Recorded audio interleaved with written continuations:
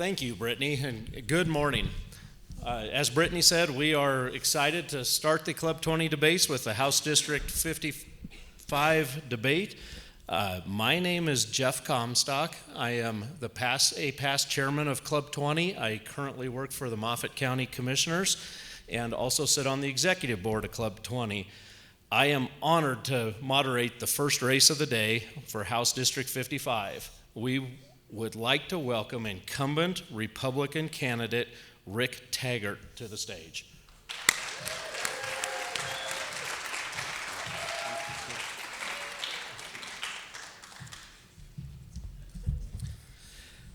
Thank you for joining us this morning and for your willingness to serve Western Colorado. Just to highlight how this debate will work, since it's a single candidate forum and not an actual debate with another candidate, we will give Representative Taggert 3 minutes for opening remarks, and then there are 4 questions that I was just handed that we'll ask Representative Taggert, and he'll have 3 minutes each to answer those questions, and then he'll have 3 minutes for closing comments. So with that, we'll begin with your opening remarks, Representative. Thank you, Jeff. And thank you to Club 20 for hosting this event, and the sponsors, and you folks are going to be one of the last groups in this theater, as it's going to be replaced by a brand new theater across the campus, and this building is going to go through a major restoration. Thank you as well to all of you that have taken the time out of your busy schedules to be here today. And welcome to District 55, my home, Grand Junction, Colorado. I've had the honor these past several years to serve this community as a city council member, as the mayor, and now your state representative. It truly has been the honor of my life. I have and will continue to approach my service with a commitment to do what is best for the citizens of this city, the Western Slope, and the state of Colorado. I will continue to approach my role with my conservative values and at the same time reaching across the aisle and working in a nonpartisan manner to do what is to craft legislation that's good for our community, the Western Slope, and the state as a whole.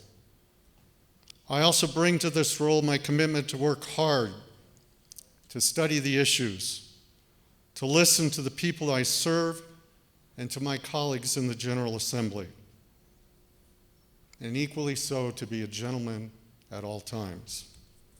This past year, my colleagues appointed me to the Joint Budget Committee. I am proud to serve the Western Slope in this role. A great deal of work comes with this appointment, crafting a budget that our General Assembly can debate and approve. It is a lot of work, but those of you that know me, I have never shied away from hard work. I am pleased I do not have an opponent in this particular election period. This, however, does not change my approach to my role. I will continue to give it my all, and I thank you for your support.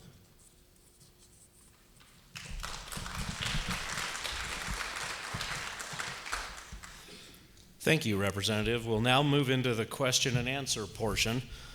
Representative Taggert, we have 4 questions that were submitted by Club 20 members and our partners. As you know, you'll have 3 minutes to answer each one. The first question is, what do you see as the #1 issue for coal-impacted communities? How will you help support these communities and ensure economic viability? This is a very difficult and sobering subject. And individuals, families that for decades have dedicated their service to this extraction industry. And we as a body need to do everything we can with the Office of Just Transition to make this transition as smooth as possible. Unfortunately, government has a history over the years of being way too late in terms of its help. I will push, as I know my colleagues in the General Assembly will push, to do everything we can. And that also includes helping in any way we can and working with our institutions of higher education on additional training, additional education for jobs that are desperately needed in this 21st century workforce. But it's going to take a lot of efforts, and it's going to take us prioritizing that these individuals and families are critical to the state of Colorado. Okay, thank you. The second question is, communities across western Colorado seem to have difficulties with retaining our young workforce. After graduating or gaining a certificate from a community, they are leaving the area to seek diverse opportunities that urban areas provide. How can we retain these individuals and provide them with high-paying, sustainable jobs? And what role can the legislature play in this? Well, let me start by saying the legislature does have a role in this. And as many of you know, that when I'm not serving in the legislature, I have the privilege and honor of teaching seniors here in the business school at CMU. It breaks my heart when I see some of my students that want to stay in western Colorado and can't because there aren't enough opportunities. A program that was put in place, I want to say now around 2019, 2020, was the Rural Jumpstart Program, which I was asked to help develop that initial legislation because the original concept for the Rural Jumpstart Program took place in upstate New York, where I was born. And this past year, we had the opportunity to extend that. And I'm very proud that we did, in fact, extend that, because we have to continue to work to diversify our economies out here. Too long, we have been dependent on our extraction industries. And I describe it to people from the standpoint of extraction industries are important to western Colorado, but they should be the icing on the cake. And when we make it a significant component of the cake, we make ourselves vulnerable. And we have to continue to do everything we can, and that includes the legislature, it includes local governments, it includes businesses, because as you know, in today's world, we create from a business standpoint, and I did this as a CEO for many years, we create pods of supporting industries around us. So that our supply chain in particular and our services can be provided by other companies around us. It's going to take state, federal, local government, and private industry to continue to diversify our economies here in western Colorado, and it's not an easy task. Okay, thank you. Our third question involves increasing costs. Regulations from the state and the federal government have drastically increased the cost to conduct business in Colorado. Online retailers like Amazon are competing with local retailers at an unprecedented level, pulling significant revenue away from local businesses and local governments. What can the state do to ease those regulations or redevelop a robust and friendly economic situation? Well, first you started, Jeff, with a comment about regulations. I do not want to see any further regulations on our business. From one that spent my career in business, and now I get a chance to give back for all those years in business, I am a strong believer in competition. competition regulates us as businesses, and especially in today's world, social media.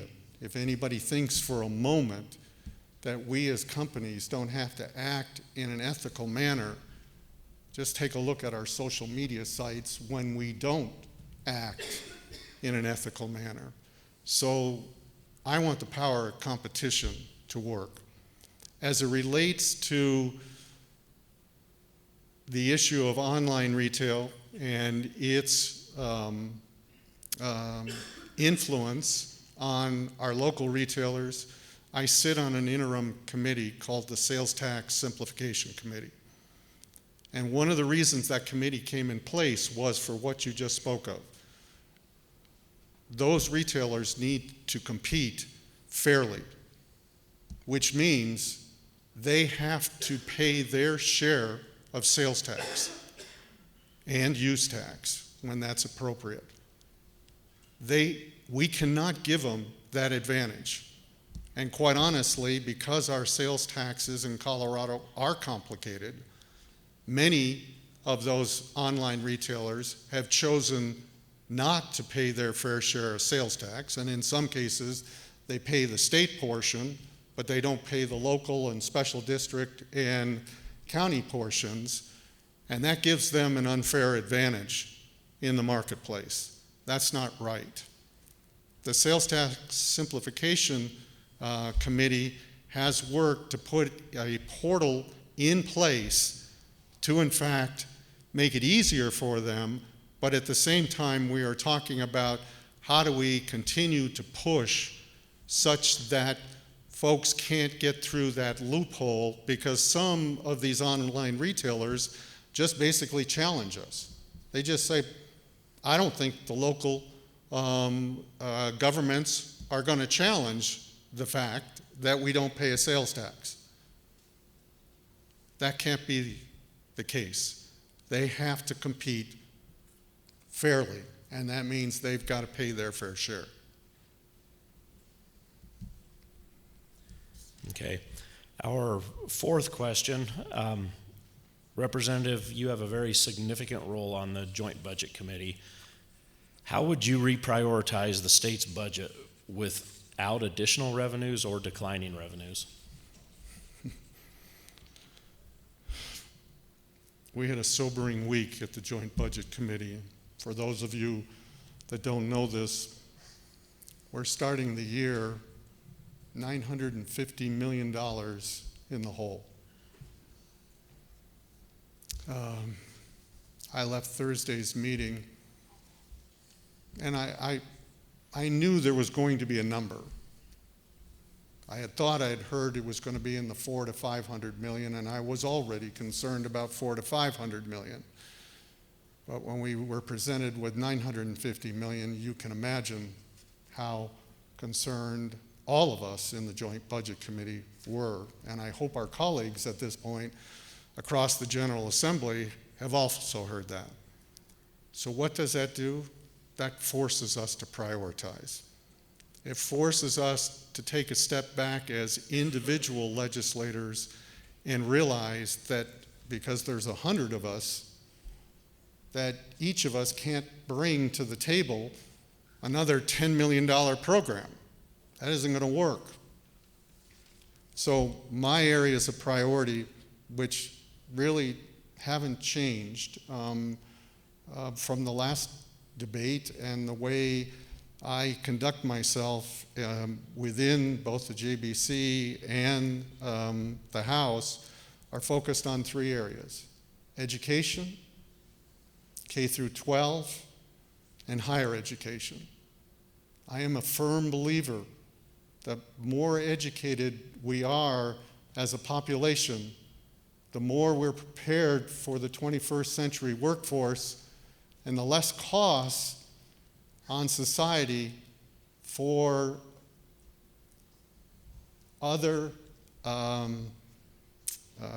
don't want to call them benefits, but other costs that individuals, that we incur as a state to support individuals that are underemployed or not employed.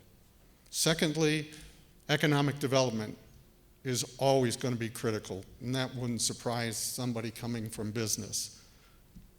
So under that, continued job growth, and particularly job growth and diversity in our rural sectors of this state.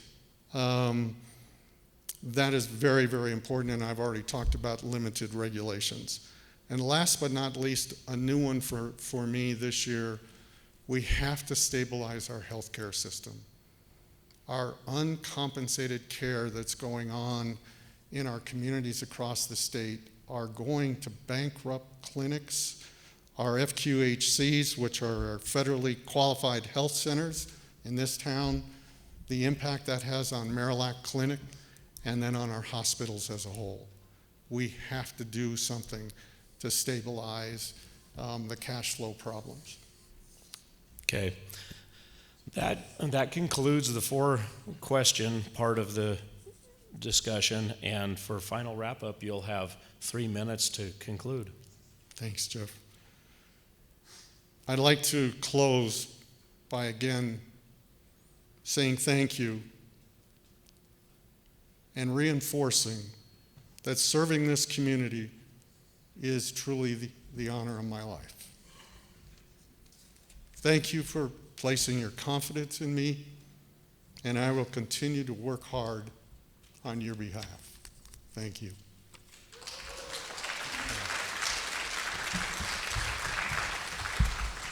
Representative, we appreciate and can't thank you enough for participating in the debates, even without an opponent, and we appreciate your service to Western Colorado. Thank you. My pleasure. Thanks, Jeff.